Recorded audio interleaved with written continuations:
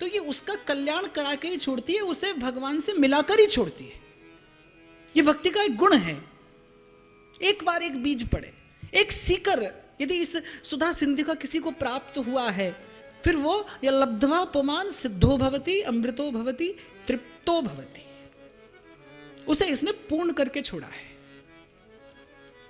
आए शरण तजहू नहीं ताहू। हमारे श्री गोपालाचार्य जी महाराज कहते थे, शरण में आए कि प्रभु रक्षा न करें।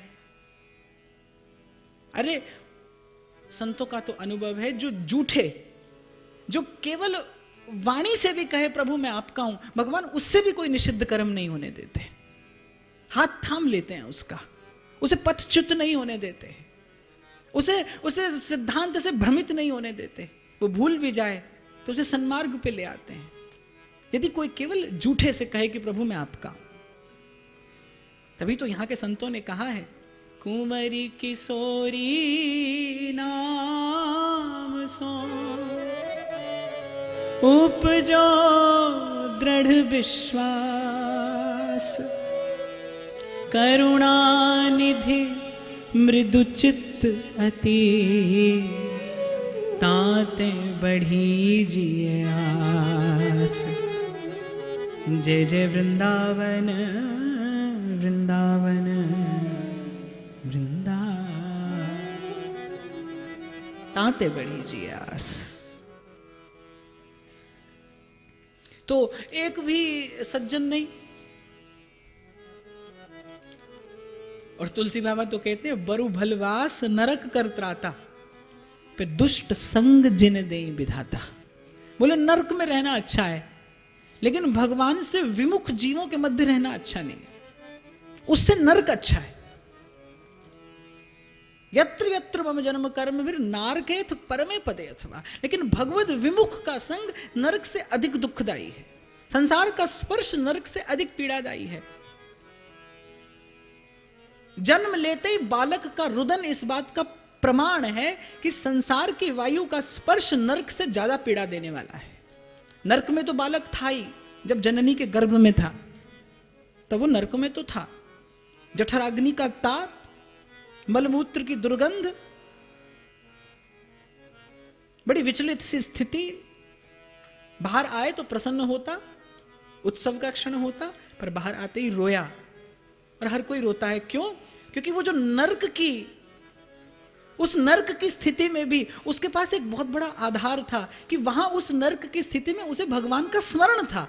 और संसार में आते ही जैसे ही संसार की पवन का स्पर्श हुआ, भगवान भूल गए। वो जो अहमता और ममता थी वो अब बिखरेगी संसार में, थोड़ी सी मां में, थोड़ी पिता में, थोड़ी सुहृद में, बंधु में, थोड़ी धन संपत्ति में, थोड़ी पद प्रतिष्ठा में, और बिखरता चला जाएगा जीव। कहते हैं ना, किसी भी सुंदर कार्य का जो आरंभ होता है रोकर नहीं किया जाता, लेकिन शाश्वतम दुखालयम, इस जीवन का आरंभ रोते हुए ही होता है।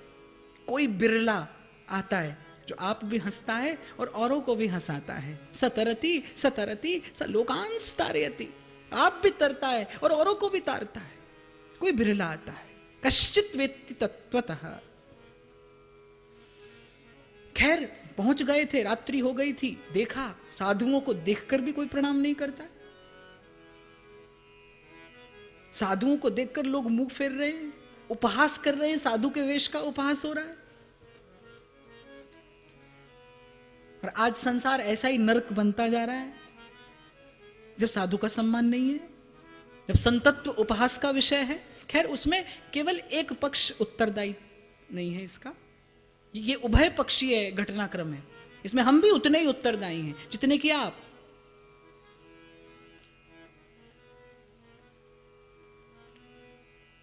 किसी से पूछा, जमात के एक संत ने बोले, भैया यहां कहीं रहने को ठौर है, कोई ठिकाना? ये हम कुछ संत हैं, रात रुकेंगे और सुबह चले जाएंगे।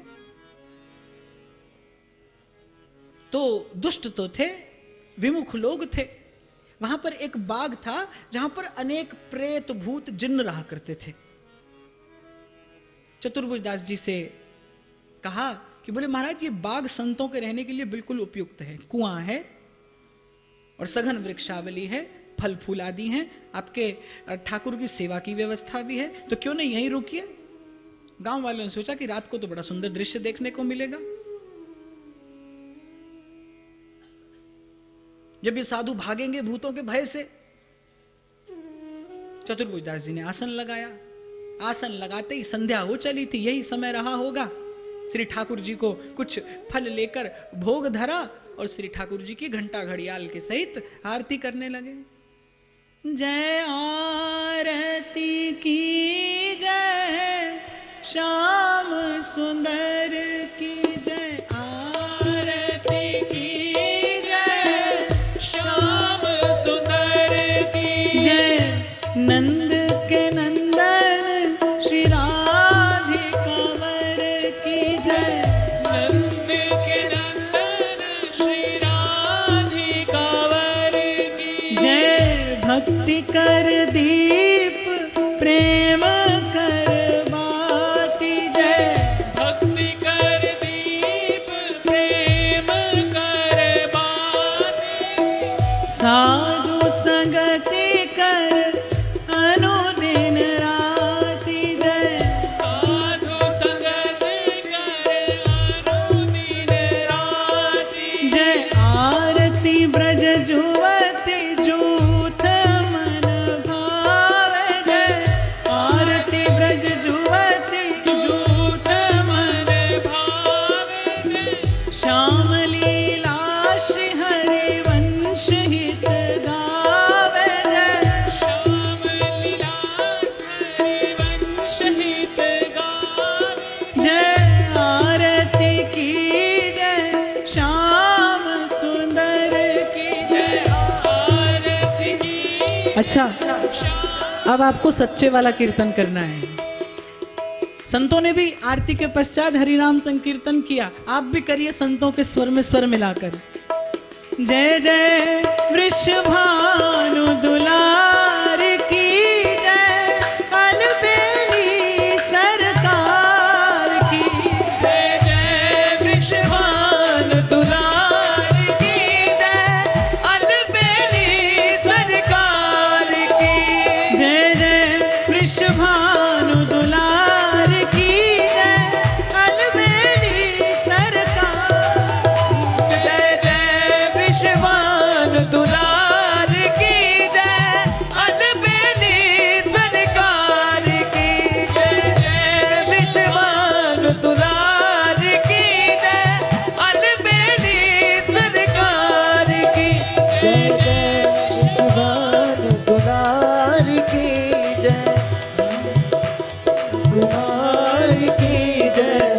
अलबेली रखवार की जय। अलबेली रखवार की जय जय विद्वान दुलार की जय। अली सरकार की जय। जय विद्वान दुलार की जय। अलबेली सरकार की। मैंने आपसे कहा था कि पहले कीर्तन मत करो कि कहीं महाराष्ट्र के आते तक आप थक ही जाओ। जय जय वृषभानु दुलार की जय। अलबेली सरकार की जय। जय वृषभानु दुलार की जय। अलबेली सरकार की जय। स्वामिनी नंद कुमार की जय। स्वामिनी नंद कुमार की जय। रसिकन की रखवार की जय। रसिकन की रखवार की जय जय वृषभानु दुलार की जय। अलबेली सरकार की जय। जय एक बार दोनों हाथ दुलार की जय। अलबेली सरकार की जय। जय वृषभानु दुलार की जय। अलबेली सरकार की जय। जय वृषभानु दुलार की जय। अलबेली सरकार की। अच्छा, अब आप समझे कि आज इतनी बारिश क्यों हो रही थी। आप सब लोग बहुत बार मुझसे पूछा करते थे, पूछा करते हैं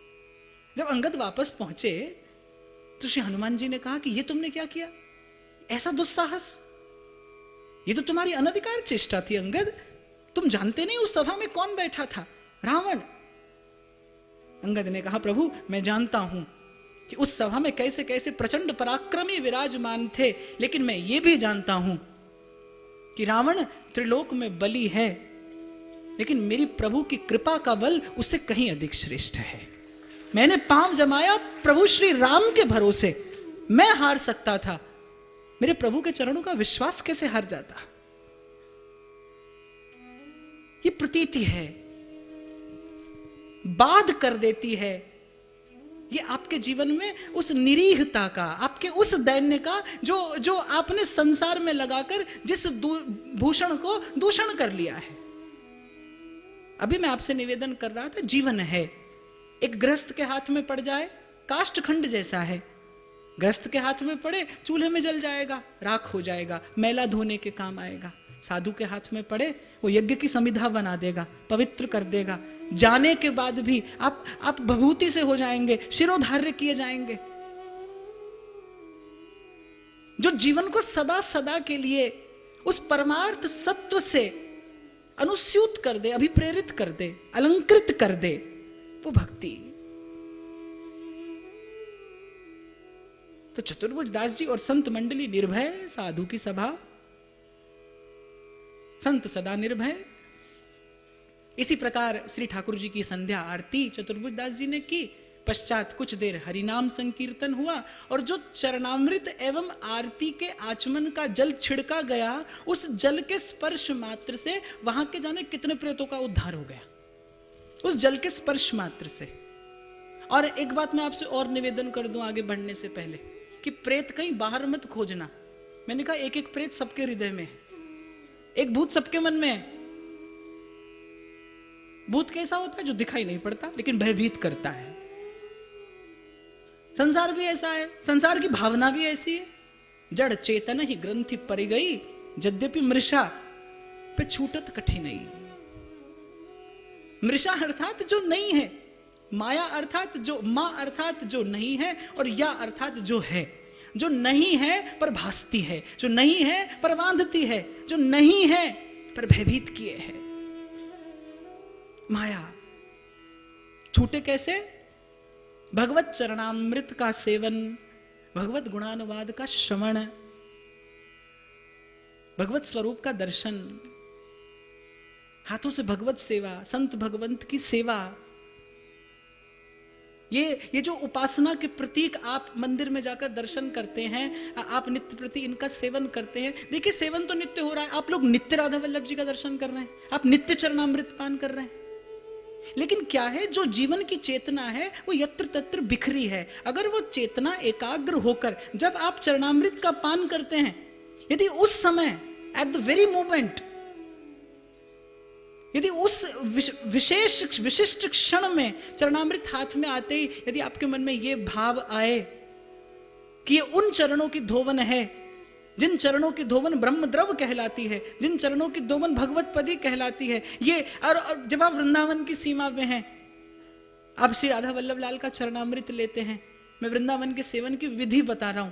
जब आप राधा वल्लभ लाल का चरणामृत लेते हैं तो क्यों ना आपके मन में ये भाव आ जाए, ये वो चरण है, धन धन राधिका के चरण, परम कोमल सुखद शीतल कमल कैसे बरन, नंद सुत मन मोदकारी बिरह सागर तरन, दास परमानंद छिन छिन श्याम जिनकी शरण, धन धन राधिका के चरण।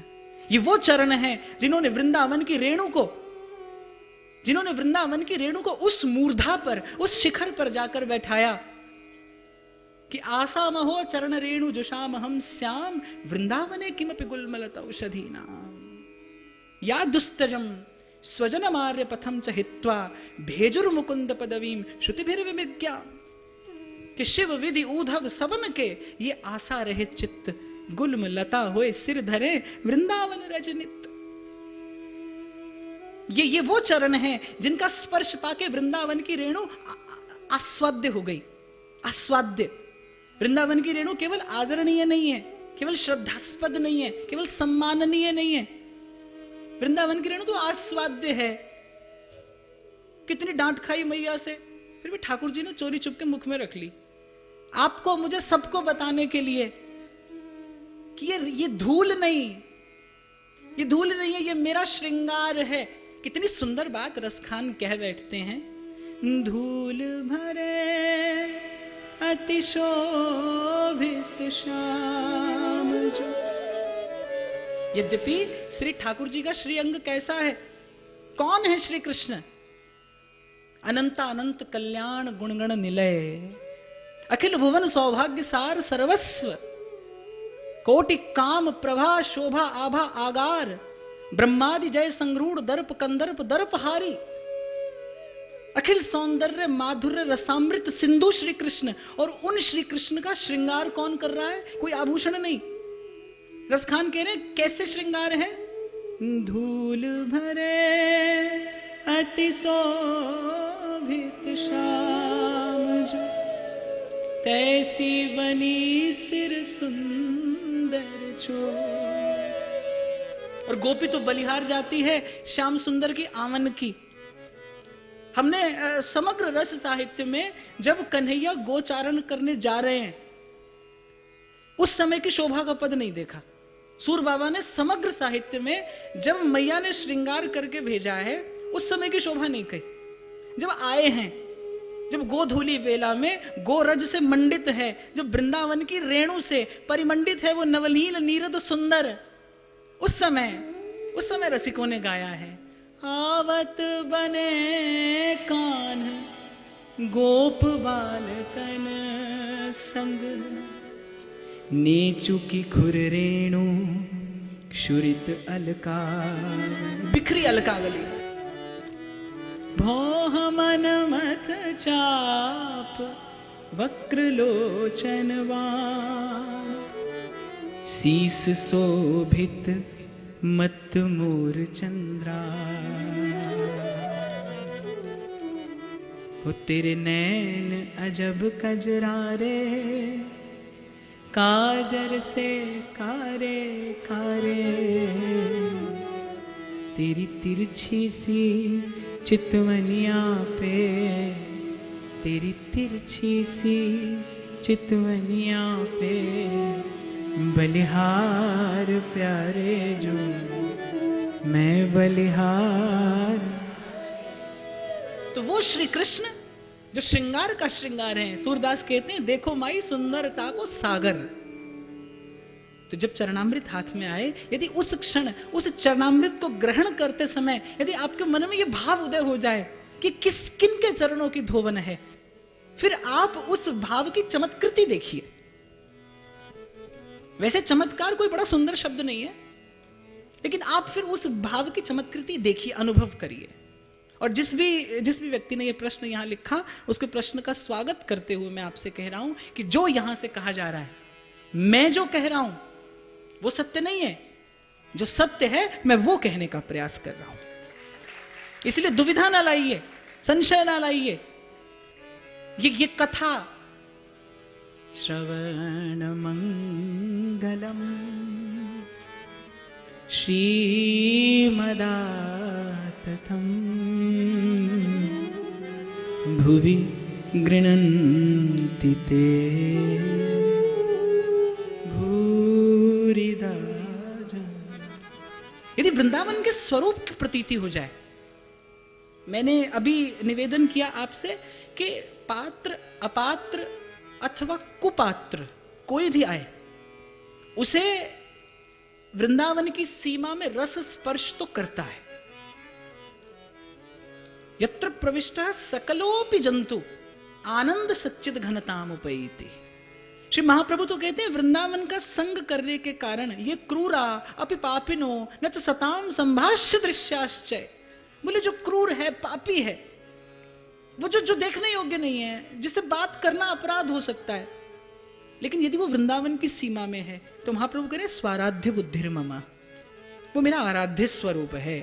व्यास जी तो अपने हाथ में चरणामृत और राधा वल्लभ लाल का प्रसाद लेकर कहते हैं, वृंदावन में जे बसे सब सहचरी अवतार, चरणामृत अर सीथ ले, कियो व्यास निर्धार। जय जय वृंदावन वृंदावन वृंदावन। हो मन वृंदावन को श्वान। व्यास जी कहते हैं अरे अवसर मिले तो हो मन वृंदावन को श्वान। प्रथम दिन आपको स्मरण हो मैंने चर्चा की थी कि वस्तु की जो शक्ति है, कम अधिक अल्प बहु जितनी भी है, उस वस्तु की शक्ति को आपके ज्ञान की कोई अपेक्षा नहीं है। आप अनजाने पारा खा जाइए, आप निगल जाइए पारा, आप जानते नहीं थे, लेकिन पारा अपना प्रभाव दिखाने से पहले आपसे यह नहीं पूछेगा कि आप जानते थे या नहीं जानते थे। एक शुद्र सी वस्तु को, जिसकी शक्ति प्रामाण्य है, उसको आपके ज्ञान की अपेक्षा नहीं। फिर ये नित्य वस्तु है, वो शुद्र वस्तु है, ये नित्य वस्तु है।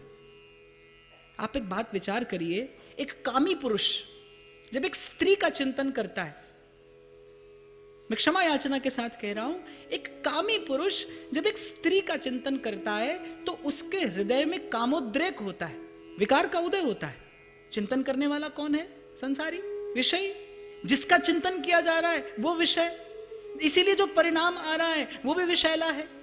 आप देखिए, जब शुद्र वस्तु में ऐसी सामर्थ्य है कि वो आपके हृदय में तदनुकूल भावोद्रेक करा देती है, फिर यदि आप साधक होकर और उनका चिंतन करें, यदि साधक होकर कोई इस नित्य वस्तु का चिंतन करे। एक मां ने प्रश्न किया था कि यदि वृंदावन का वास न कर सकें, प्रारब्ध आड़े आता हो, कोई और बाधा आती हो, तो क्या करें? तो महाप्रभु उत्तर देते हैं, आशास्य दास्यम वृषभानुजाया, स्थिरे समध्यास्य च भानुजाया, कदा नु वृंदावन कुंज वीथि, श्वहं नुराधे अतिथिर्भवेयम्। आशा, ध्रुवदास जी तो कहते हैं वृंदावन को चिंतन, स्मरण नहीं, चिंतन, क्योंकि स्मरण भावना भावित होकर होता है। वृंदावन को चिंतवन यह दीप उर्बार, कोटि जन्म के तम अगही काट करे उजियार। ये नित्य वस्तु है। और प्रेम सबसे बड़ी कृपा क्या करता है? प्रेम देव का सबसे बड़ा अनुग्रह क्या है? मैंने कहा था ना, प्रेम रहता हृदय में है, लेकिन बात कहां से करता है? नेत्रों से। ये वो हकीकत है जो निगाहों से बयां होती है, वो नेत्र से बात करता है। उसकी जो प्रतिक्रिया है, उसका जो परिणाम है, वो नेत्रों में दृष्टिगोचर होता है।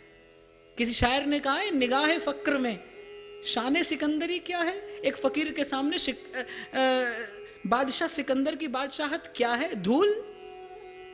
निगाह फक्र में शान सिकंदरी क्या है? और नजर में शोखी ना हो तो फिर दिलवरी क्या है? प्रेम जो आपको शब्द से अभिव्यक्त करना पड़े, वो प्रेम नहीं है, वो कुछ और है। प्रेम तो आपके लाख बचाने पर। एक कहावत है कि इश्क और मुश्क छिपाए छिपते नहीं।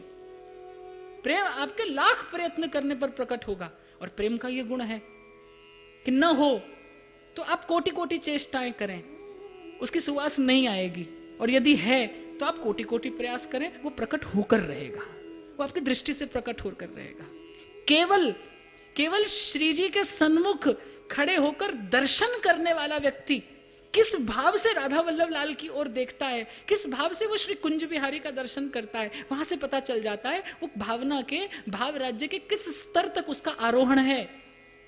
जब श्री सेवक जी महाराज आए वृंदावन, तो उनके आगमन से पूर्व श्री वंचन जी महाराज ने, महाप्रभु के ज्येष्ठ पुत्र, उन्होंने सेवक वाणी पढ़ी। वो तो न्यौछावर हो गए सेवक जी पर। और जब सेवक जी के आगमन की सूचना सुनी तो कहा कि जब सेवक आएंगे तो मैं श्री जी का समस्त भंडार उन पर न्यौछावर कर दूंगा, ये आचार्य गद्दी पर बैठा मेरा प्रण है। सेवक जी ने सुना।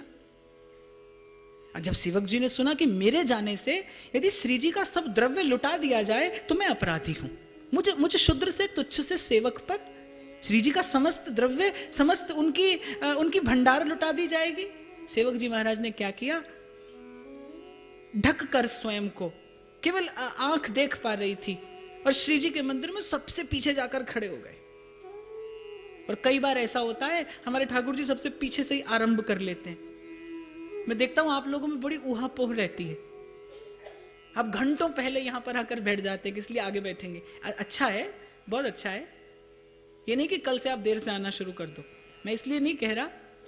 एक बार जब रास मंडल पे भगवान भूत भावन गए तो ललिता जी ने कहा कि बाबा ऐसे नहीं जा सकते, ये सांप बिच्छू देखकर तो हमारी प्रिया जी डर जाएंगे।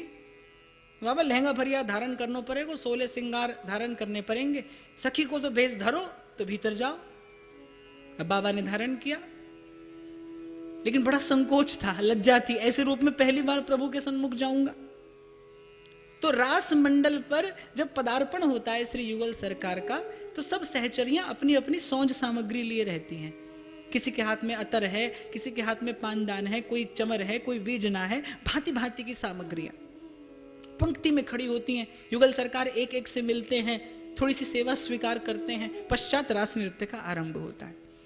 आज जैसे ही पदार्पण हुआ तो प्रिया प्रीतम परस्पर एक दूसरे की ओर देखे और कहने लगे, ललिता, भोलेनाथ सबसे पीछे खड़े थे, कहने लगे आज हम सबसे पीछे से आरंभ करेंगे, सबसे पहले उन्हीं का परिचय होगा आज। तो क्या कह रहा था मैं इससे पहले, सेवक जी। नहीं तो महाराज जी बहुत बार ये लोग सुनते रहते हैं ना, कुछ नहीं पता क्या कह रहा था, इसीलिए मैं पूछ लेता हूं। तो जब श्री सेवक जी आए, केवल उनकी दृष्टि, केवल उनके नेत्र प्रकाशित थे, दृश्यमान थे। राधा वल्लभ लाल के नेत्र चंचल हो उठे श्री सेवक जी का दर्शन करके। मान लो थिरक उठा राधा वल्लभ लाल का श्री अंग। और कहीं लिखा तो नहीं पढ़ा मैंने, पर मेरी एक अपनी छोटी सी अनुभूति है कि महाप्रभु श्री वल्लभाचार्य जी का वाक्य है, जीवा स्वभाव तो दुष्टा। वो स्वरूप से तो शुद्ध है लेकिन स्वभाव से शुद्ध नहीं है। जीवा स्वभाव तो दुष्टा सर्वम कुर्वन्ति भगवंतम न भजन्ति। जीव सब कर सकता है लेकिन भजन नहीं कर सकता, क्योंकि वो उसके स्वभाव में नहीं है, वो उसके स्वभाव में नहीं है। और मुझे ऐसा लगता है कि यदि किसी के हृदय में भजन करने की लालसा है, यदि किसी के हृदय में कामना जगी है भजन करने की, भावना जगी है यदि किसी के हृदय में प्रभु के निकट जाने की, तो वो ये ना समझे कि ये मेरी भावना है। निश्चित रूप से श्री ठाकुर जी के मन में संकल्प उदय हुआ है आपसे मिलने का, उनकी भावना का प्रतिबिंब आपके हृदय पर पड़ा है, मूल में उनका अनुग्रह है, महापुरुषों का अनुभव है। मुक्त भुगत जुगत तेरी सेवा, जित तू आप करावे, तहाँ बैकुंठ जहाँ कीर्तन तेरा, आपे श्रद्धा ल्याए, आपे श्रद्धा ल्याए। मेरे राम राय, मेरे राम राय, जू राखे त्यों रहिए, तुद पावे ता नाम जपावे, सुख तेरा दिता लइए, सुख तेरा दिता लइए। ये जो भजन का सुख है,